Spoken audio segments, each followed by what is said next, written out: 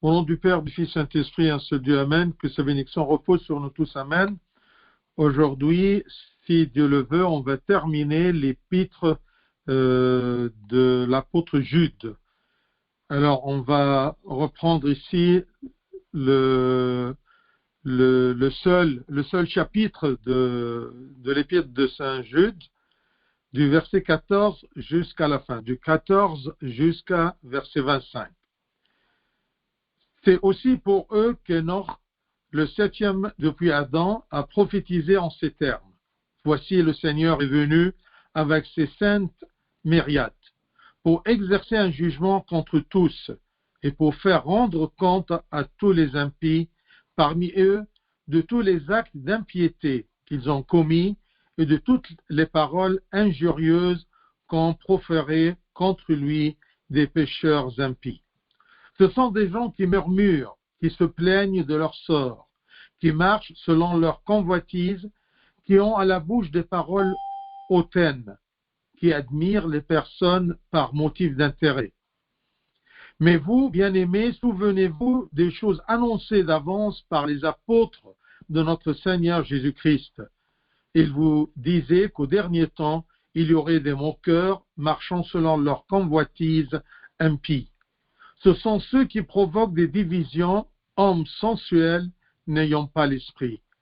Pour vous, bien-aimés, vous édifions vous-même sur votre très sainte foi et prions par le Saint-Esprit. Maintenez-vous dans l'amour de Dieu en attendant la miséricorde de notre Seigneur Jésus-Christ pour la vie éternelle. Reprenez les uns ceux qui contestent. Sauvez-en d'autres en les arrachant du feu, et pour d'autres encore, ayez une pitié mêlée de crainte, haïssant jusqu'à la tunique souillée par la chair. Or, à celui qui peut vous préserver de toute chute et vous faire paraître devant sa gloire, irrépréhensible et dans l'allégresse. À Dieu seul, notre Sauveur, par Jésus-Christ notre Seigneur, soit gloire, majesté, force et puissance, dès avant tous les temps, et maintenant et dans tous les siècles. Amen. Gloire à lui éternellement. Amen. Alors cette partie ou plutôt cette clôture de l'épître de Saint Jude, il nous parle à propos du second avènement. C'est que Dieu, il va venir pour juger tous les gens. Il y a un jugement. Et ça, c'est une vérité qu'il y a beaucoup de gens qui essayent d'enfuir ou de ne pas y penser. Mais c'est une vérité. Il y aura un jugement. Et tous les gens seront jugés selon ce qu'ils ont vécu, ce qu'ils ont cru. Et si nous avons autour de nous et parmi nous beaucoup des hérétiques, beaucoup des gens qui ont refusé la bonne foi, eh bien ces gens-là, ils sont gardés pour un jugement et pour un châtiment assez dur, un châtiment éternel. Alors il commence, verset 14, c'est aussi pour eux qu'Enoch, pour eux, c'est-à-dire pour les hérétiques et les mauvais, les méchants, c'est aussi pour eux qu'Enoch, le septième depuis Adam, a prophétisé en ces termes. Voici, le Seigneur est venu avec ses saintes myriades, le second avènement. Le Christ va venir et il va juger les gens, il va ramener les fidèles au sein du Père. Alors, il mentionne ici une prophétie tirée de la tradition concernant Enoch, ou Enoch, le septième petit-fils d'Adam. Et cette prophétie annonce la venue de Dieu au jour du jugement, entouré de ses saints anges. Bien, cette prophétie d'Enoch n'était pas mentionnée dans l'Ancien Testament, mais était préservée par la tradition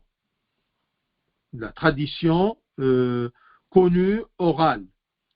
Il existe un livre apocryphe intitulé « Les prophéties d'Enoch ». Mais cela ne signifie pas que Judas a cité le livre, mais plutôt que le Saint-Esprit qui a inspiré cette prophétie à Enoch, c'est le même Saint-Esprit qu'il a inspiré à Judas. C'est pour cela qu'il cite cette partie de cette prophétie d'Enoch qui n'était pas écrite, mais qui était orale et gardée par la tradition. Donc, le sens de cette prophétie d'Enoch, c'est que le Seigneur viendra avec d'innombrables saints pour juger les méchants et pour les détruire. Verset 15, pour exercer un jugement. Si le Christ est venu d'abord en s'incarnant de la Sainte Vierge Marie, en se faisant homme, pour nous sauver, eh bien son second avènement, c'est pour le jugement, pour exercer un jugement contre tous, et pour faire rendre compte à tous les impies parmi eux de tous les actes d'impiété qu'ils ont commis, et de toutes les paroles injurieuses qu'ont proférées contre lui des pécheurs impies, contre le Christ. Au jour du jugement, Dieu jugera les méchants, en particulier ceux qui se livrent audacieusement au mal, non seulement pour leurs mauvaises actions, mais aussi pour chaque mauvaise parole qu'ils ont prononcée et qui a fait rétrébucher les autres. Parce que parfois ma parole, si elle n'est pas bonne, si elle n'est pas selon la bonne foi, elle peut faire trébucher, elle peut scandaliser beaucoup d'autres.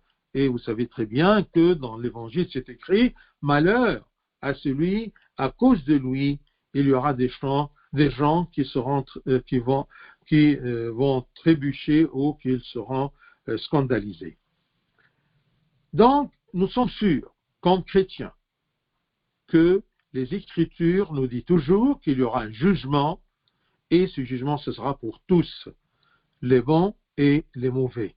Les bons seront ramenés avec le Christ vers la joie éternelle, le royaume des cieux.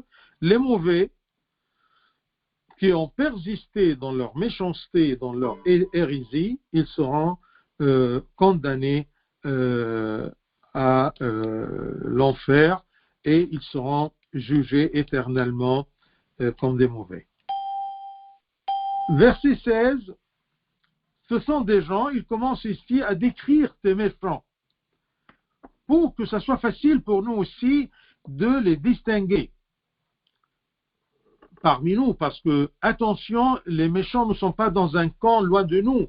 Parmi nous, parfois parmi nous, on peut rencontrer ces gens-là qui sont comme des petits renards qui sont dans les vignes et essayent de détruire la vigne du Christ. Ce sont des gens qui murmurent, qui se plaignent toujours, qui se plaignent de leur sort, qui marchent selon leur convoitise, qui ont à la bouche des paroles hautaines, qui admirent des personnes par motif d'intérêt. Donc, les caractéristiques de ces méchants, de ces hérétiques, de ces gens refusés du Christ, eh bien, ces gens, on les voit toujours se plaindre. Ils se plaignent beaucoup. Il n'y a rien qui les satisfait. Ils ne cherchent que les choses négatives, même les choses négatives en Christ, selon leur pensée humaine. C'est comme les pharisiens, par exemple. À un moment, ils ont commencé à se plaindre que le Christ, il va dans les maisons des pécheurs. Il peut participer au repas des pharisiens, des scribes et des collecteurs des collecteurs des impôts, parce qu'ils étaient considérés comme des pécheurs.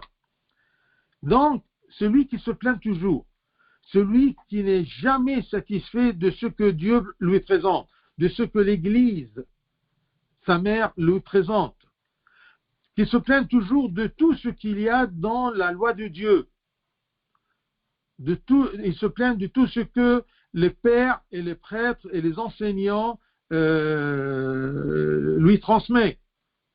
Il n'est jamais satisfait. Et ces gens-là, puisqu'ils sont loin de la bonne foi et loin du Christ, ils ne sont pas ils ne sont pas rattachés au Christ et la bonne foi, eh bien, ils se livrent eux-mêmes à de mauvais désirs. La personne qui refuse Dieu en sa pensée, eh bien, il se livre à des mauvais désirs. Ils marchent selon leur convoitise, selon ce qu'ils veulent, selon leurs désirs. Et ils ont toujours une fierté et une arrogance. Ils ont toujours une fierté, une arrogance dans leurs paroles et conversations. Ils ne sont pas humbles. Parce que je vous ai dit plusieurs fois, pour obéir, on doit être humble. Et il y a des gens hautains qui n'arrivent pas à supporter une supériorité, un patron. Je remarque qu'il y a beaucoup de jeunes qui commencent à se plaindre dans leur travail parce qu'ils ne supportent pas que quelqu'un les dérive, les guide. Ils n'arrivent pas à obéir à des ordres.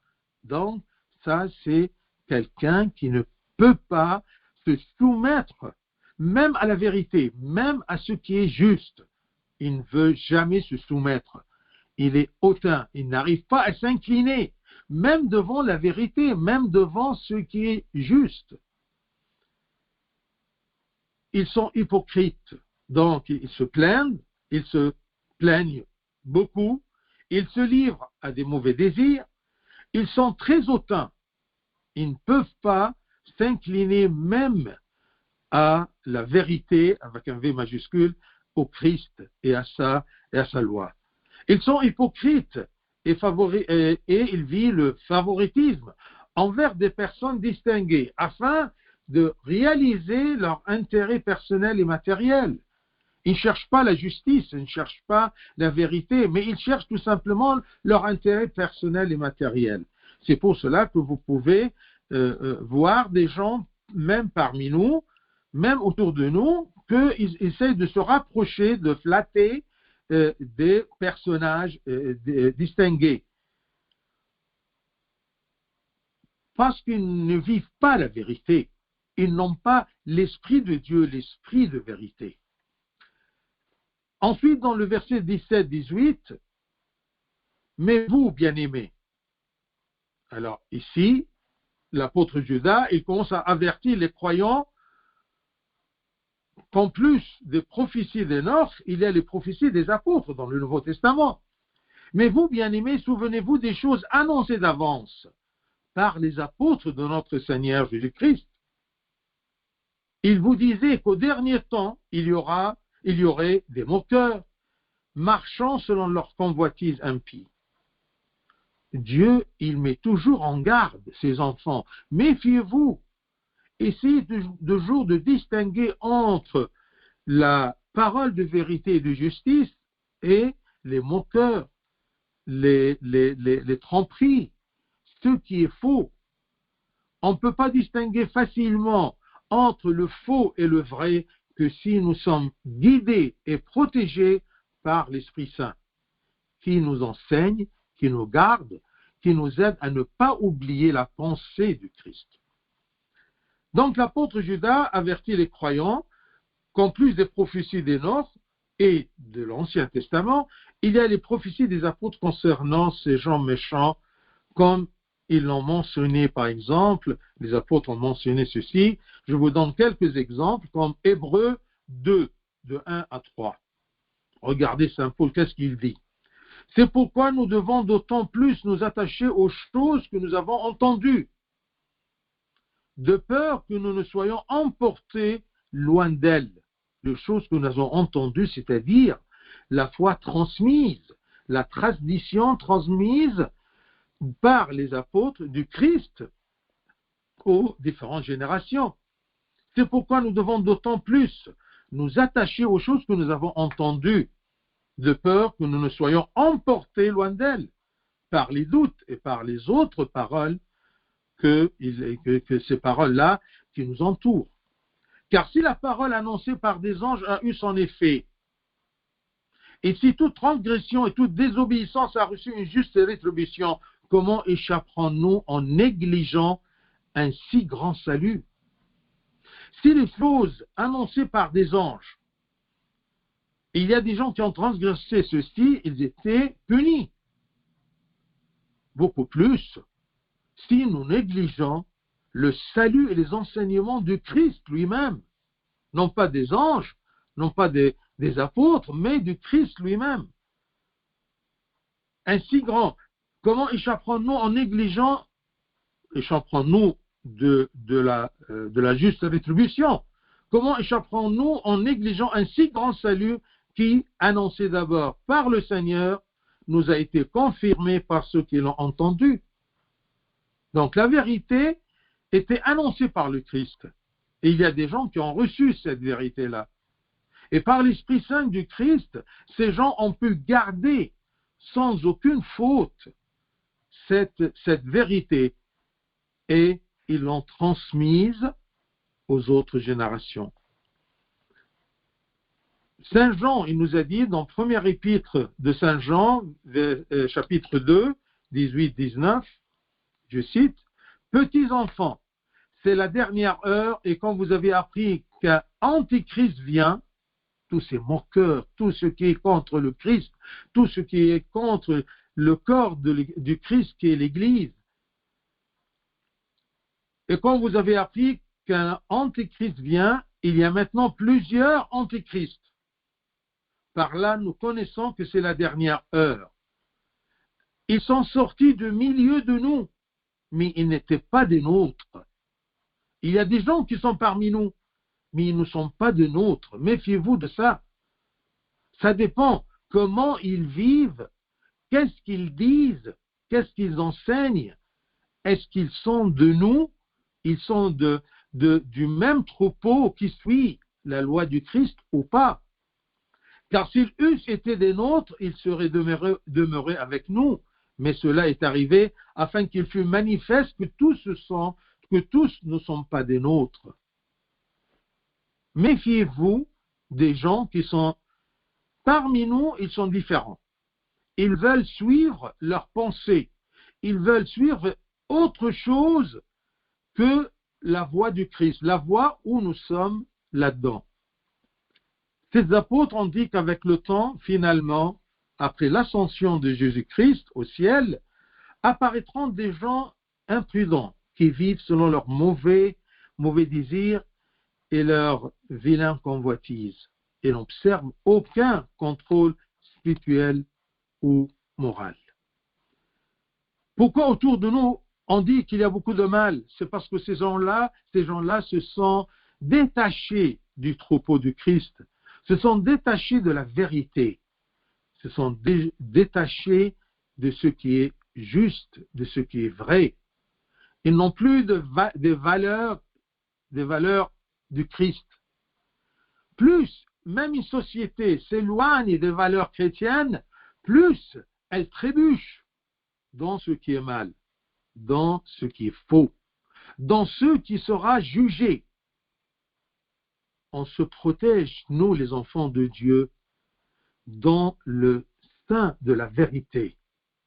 Et la vérité, c'est le Christ. Tout ce que le Christ a dit, tout ce que les apôtres nous ont transmis, tout ce que l'Église, notre mère, nous a transmis. Verset 19, ce sont ceux qui provoquent des divisions, hommes sensuels, n'ayant pas l'esprit de Dieu. C'est pour cela qu'ils sont très charnels, qu'ils sont très matérialistes. Ils ne cherchent que une morale matérielle, une morale terrestre. Mais les enfants de Dieu, animés par l'Esprit de Dieu, ils seront toujours différents, ils seront toujours sur une voie complètement différente que la voie utilisée par la plupart des gens dans le monde. Parce que le troupeau du Christ sera toujours un petit troupeau. Il nous a dit, ne craignez pas mon petit troupeau. Pourquoi petit troupeau? Parce que tout simplement, il y a beaucoup de gens, tout au long des générations, qui préfèrent et qui ont préféré et qui préféreront préféreront, d'accord, le chemin large, la porte élargie qui mène à la mort et au mauvais jugement. Ce sont ceux qui provoquent des divisions, hommes sensuels et n'ayant pas d'esprit. Verset 20. Pour vous, bien-aimés. Alors ici, il commence à dire aux enfants de Dieu comment se protéger de tout ce mal-là et de tous ces méchants et de tous ces hérétiques. Mais avant de voir ce qu'il nous propose, les consignes de Jude, eh bien, je veux préciser un petit point. C'est que vous pouvez avoir votre opinion, votre propre opinion, votre façon de voir les choses. Mais ne soyez jamais contre l'Église et ses enseignements. Tu peux exposer tes pensées, mais ne sois pas contre l'Église et ses enseignements, parce que les enseignements de l'Église, ce n'est que la vérité transmise par les apôtres, reçue par les apôtres de Christ et transmise par les apôtres. C'est ça l'enseignement. Alors tu peux présenter ta propre opinion, c'est comme un élève qui n'arrive pas à comprendre, à concevoir une vérité, mais ne sois pas contre la vérité, ne sois pas contre l'Église, mais essaye de présenter ton opinion, ta façon de voir, mais avec humilité, avec soumission à la vérité et au prince de la vérité, le Christ. Et faites attention à la prière, parce que la prière aide la personne à voir la lumière. La prière et le jeûne éclairent l'âme, aide l'âme à distinguer entre ce qui est faux et ce qui est juste. Soumettez votre volonté à Dieu. Ayez votre propre opinion, mais en dirigeant toujours votre cœur à la volonté de Dieu, afin que vous puissiez entendre la voix du Saint-Esprit et recevoir la direction du Saint-Esprit à travers ton Père confesseur. C'est important. Ce système-là de guidance de l'Esprit Saint et de guidance du Père spirituel, c'est institué par le Christ dans son Église. Ce n'est pas des hommes qui ont institué ceci. Non, c'est une chose instituée par le Christ, transmise par les apôtres tout au long de l'histoire de l'Église. Pour vous, bien-aimés, vous édifions vous-même sur votre très sainte foi en priant par le Saint-Esprit. Après avoir mis les croyants en garde contre les faux enseignants, il attire leur attention sur l'action positive qu'il définit en 3 points.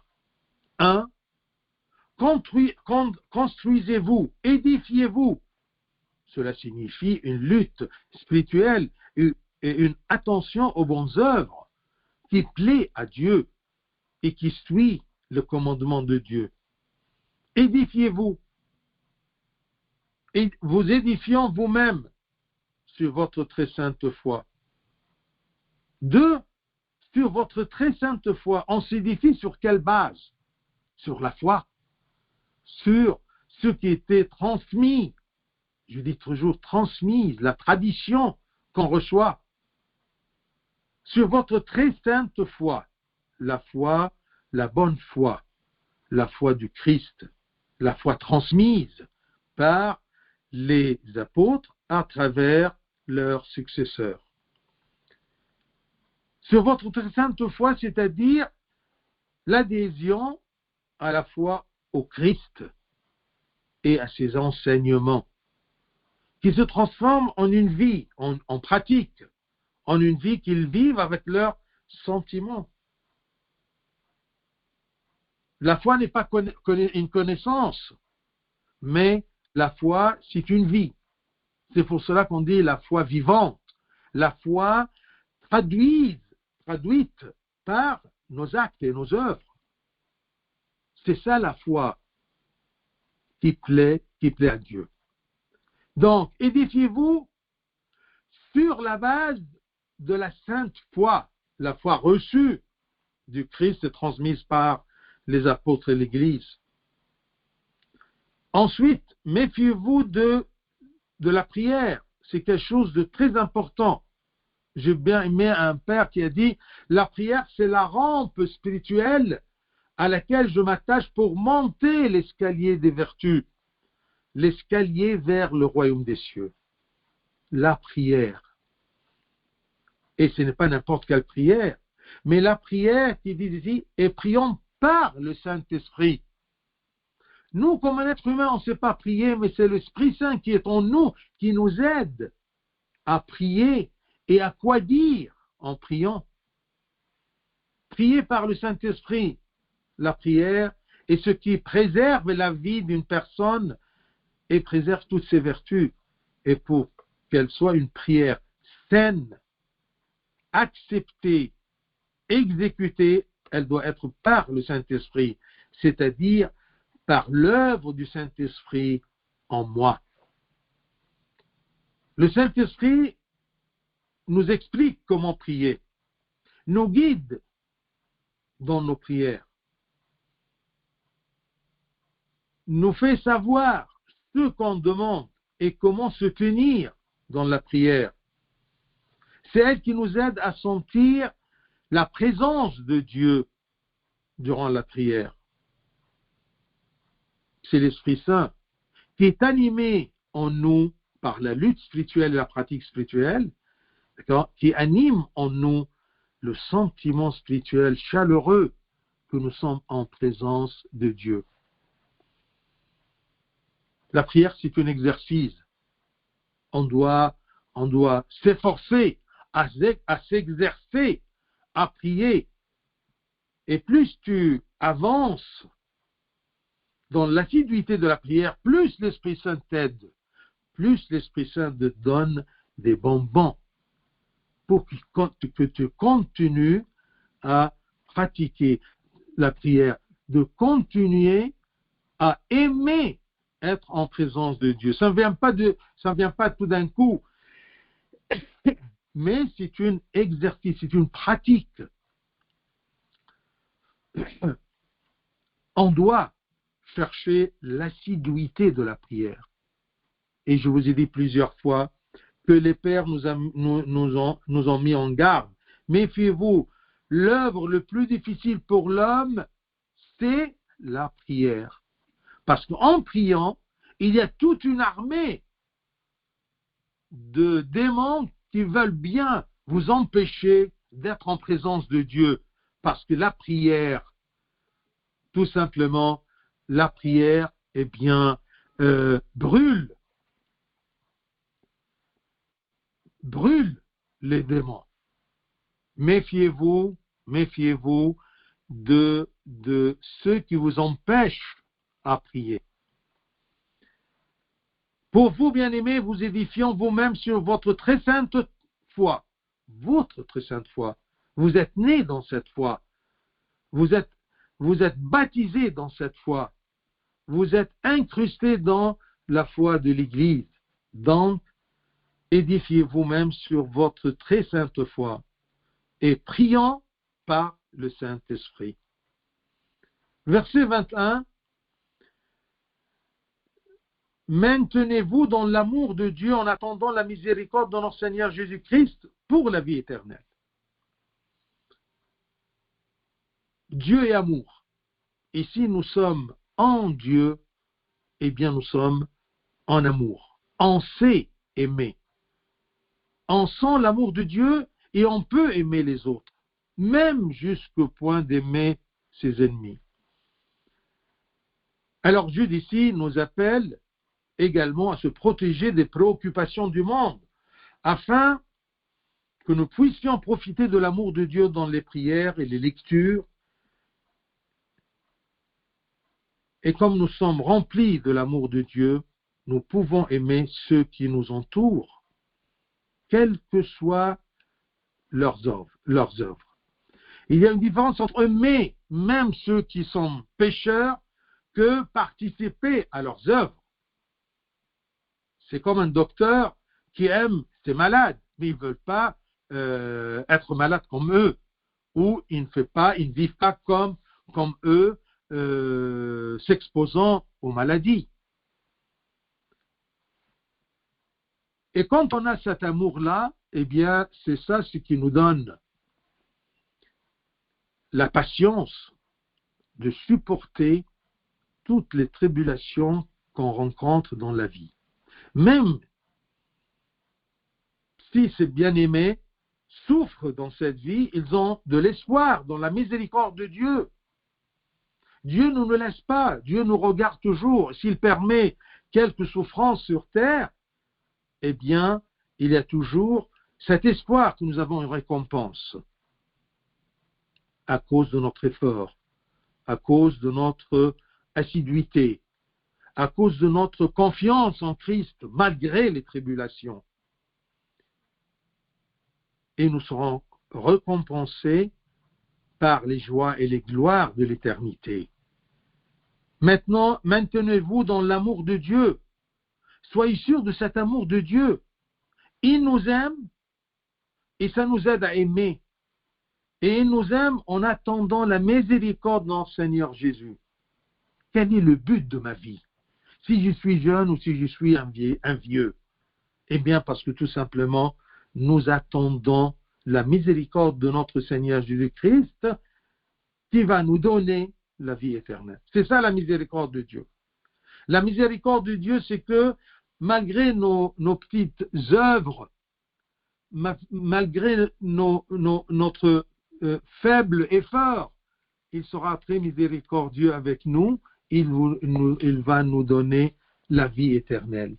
La miséricorde de notre Seigneur Jésus-Christ pour la vie éternelle.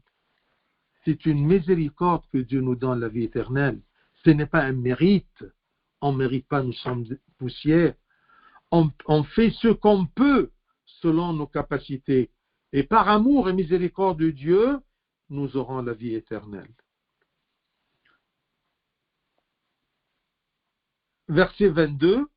Reprenez les uns ceux qui contestent. Si votre objectif est l'éternité, alors souciez-vous du salut de votre propre âme et de celui des autres. Et aidez les autres à atteindre Dieu par des actes de miséricorde et des soucis de leurs besoins, mais avec discernement. Attention. Ce discernement-là va vous aider à accorder de la tendresse et de la compassion s'ils sont faibles, s'ils ont un désespoir. Mais ce discernement-là va vous aider à être ferme s'ils sont dans l'insouciance ou dans la négligence. On a besoin d'un discernement, un amour, mais un amour avec sagesse, un amour avec discernement. Cet amour-là, un amour discerné, un amour sage, va m'aider à distinguer entre la compassion, la tendresse et la fermeté. On dit toujours que une bonne compassion, c'est la compassion ferme, et la bonne fermeté, c'est la fermeté tendre. Vous voyez, ce n'est pas contradictoire, mais c'est complet, c'est saint, d'accord, c'est divin. C'est comme on dit toujours que Dieu est bon dans son jugement et juste dans sa bonté. Vous voyez? Alors, si on prend de l'Esprit de Dieu, on pourra facilement distinguer entre la tendresse et la fermeté, la compassion et la fermeté, selon les gens qui nous entourent, qu'on aimerait bien les aider pour le salut de leurs âmes. Verset 23, sauvez-en d'autres en les arrachant du feu. Il y aura cette punition qu'on appelle feu. On la matérialise d'une façon humaine en disant du feu, mais le feu lui-même, c'est c'est matériel, il n'y aura pas là-haut, d'accord, des flammes du feu, mais c'est une façon, c'est comme on dit toujours, d'accord, pour exprimer les sentiments d'amour, bien on dit les feux d'amour. Est-ce que l'amour a des feux? Non, mais c'est pour humaniser, exprimer humainement ces sentiments-là. Sauvez-en d'autres en les arrachant du feu, et pour d'autres encore, ayant une pitié mêlée de crainte, haïssant jusqu'à la tunique souillée par la chair. Éloignez-vous de ce qui est péché. Je peux aider les malades, mais sans être tombé dans la maladie. Je dois être méfiant. Je peux sauver quelqu'un de la noyade, mais tout en me gardant en vie. Je ne saute pas comme ça, d'accord, dans un danger, d'accord, en perdant ma vie. Attention, vous voyez, on doit aussi bien calculer qu'est-ce qu'on gagne si on gagne tout le monde et je me perds moi-même. Bien sûr, se sacrifier pour quelqu'un comme le Christ a fait, ça c'est autre chose. C'est autre que aimer quelqu'un et l'aider, mais pas sur le crédit de mon salut. J'aimerais bien aider les autres pour leur salut, mais sans perdre mon salut. Méfiez-vous de ça.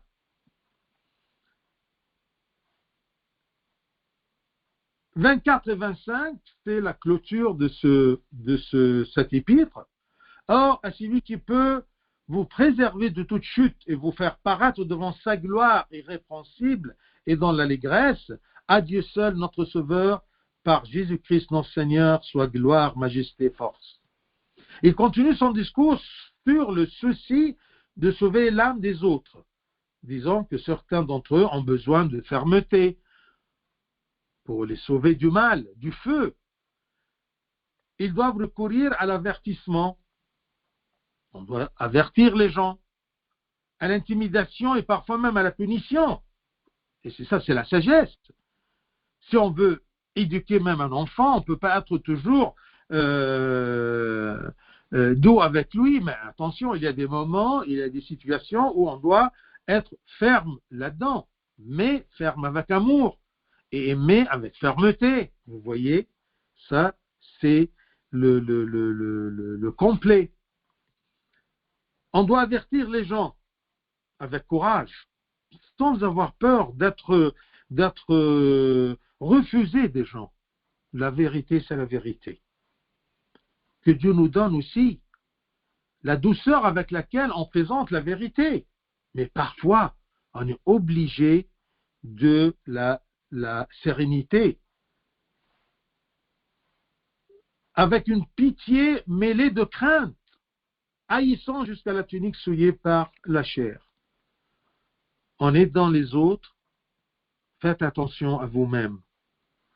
En aidant les autres pour leur salut, faites attention à votre salut et à vos capacités. Vous n'êtes pas toujours, d'accord, vous n'êtes pas Saint Paul, d'accord, vous n'êtes pas le Christ lui-même. Chacun selon ses talents, chacun selon ses capacités, chacun selon la guidance de le Saint-Esprit qui est en toi. Livre-toi, sois humble, livre-toi aux mains du Christ et c'est lui qui va t'utiliser dans le bon chemin selon tes capacités. Lorsque vous traitez avec les autres, rappelez-vous que vous êtes responsable du salut de leurs âmes. Ne soyez jamais une cause de chute ou une cause de scandale pour les autres. Offrez-leur votre amour et prenez soin d'eux de toutes les manières. Et en même temps, n'ayez pas honte de proclamer la vérité pour qu'ils y prêtent attention au salut de leurs âmes. Parce que parfois la douceur, sans sagesse, sans discernement, va gâter les autres. Non, la vérité c'est la vérité. Présenter la vérité avec douceur, c'est une chose, que être toujours doux, même avec les gens qui sont arrogants ou qui refusent. soyez toujours bons et dans l'amour, même si les gens, ils sont en colère contre vous pendant un moment. S'ils sont désignés par le Christ dans son troupeau, ils vont être contre vous pour un moment, ensuite ils vont se redresser sur le bon chemin. Et s'ils sont refusés, ils vont vous refuser pour toujours. Comment distinguer? C'est l'Esprit Saint en vous qui va vous annoncer. D'accord? Ça, c'est refusé. Ça, celui-ci n'est pas refusé.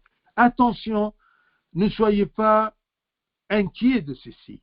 Si vous êtes entre les mains de Dieu, si Dieu est ton patron dans ton service, il va te guider, il va illuminer ton esprit pour savoir tu continues ou non, tu changes ou non, tu t'éloignes ou non, tu t'approches ou non.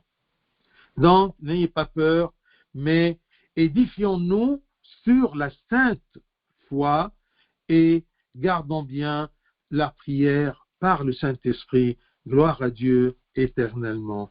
Amen.